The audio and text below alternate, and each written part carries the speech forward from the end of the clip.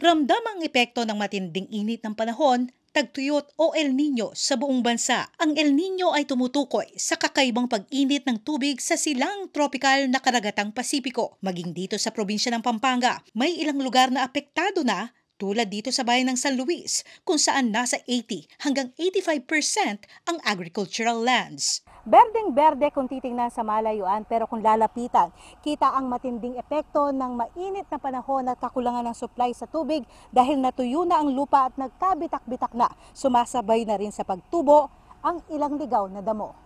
Ganito ang sitwasyon ng mga palayan ng magsasakang Simang Asyong ng Barangay San Juan. Ang dapat sana 4 na beses nang napatubigan na kanyang mga tanim na palay, nasa 2 beses pa lang napapatubigan sa loob ng 1 buwan. Hindi po, talagang ito, pag hindi po nasolusyonan ito, mapupunta po sa wala. Kamahal po ng mga binhi ngayon, tsaka mga herbicide. Ang siste, libo-libong pisong halaga ng pagkalugi ang inaasahan kung di maaagapan, lalo't nasa 30 ektarya ang napatamnan niya ngayong buwan. Actually, hindi naman po totally walang tubig. Meron po talaga. Medyo hindi pa lang siguro umaabot sa amin. Marami po kasi. Hindi po ang nangyari po kasi rito, lahat na ng mga ibang magsasakang malapit po sa Maasim River, Pampanga River, alos yung iba po ngayon umaani na. Kasi kami, pwede rin naman po kami doon sa mahal po ng mga diesel kung magsasariling patubig po, lalo na nandito ako sa dulo. Masyado pong malaki yung magiging konsumo. Bukod pa si Mang Asyong sa 814 na magsasaka sa Pampanga na apektado ng El Nino ayon sa ulat ng Office of the Provincial Agriculturist sa naganap na Pampanga Provincial Disaster Risk Reduction and Management Council first quarter meeting nitong Martes, March 5.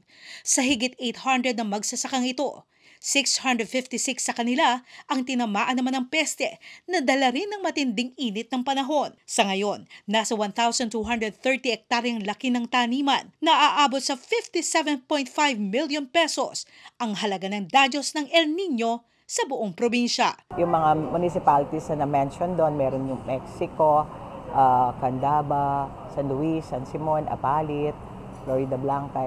At I think kung di ako nagkakamali, meron ng mga 8 to 10 municipalities, no, either affected yung mga farmers or yung farmers association or cooperatives. Kaya kaagad na inaproba ng konseho ang pag-realign ng pondo para tugunan ang epekto ng El Nino. 2 weeks from now, pupunta na kami sa mga barangays, no, especially dun sa mga farmers, no, para alamin namin kung ano yung mga problema nila kasi at this point in time, may problema na. So, kami na ang pupunta sa iba't ibang lugar. Itinaas ang budget sa 51 million pesos para matulungan ang mga magsasaka, pati mangingisda at nag-aalaga ng hayop. That is disaster preparedness kasi. You anticipate all possible scenarios, no?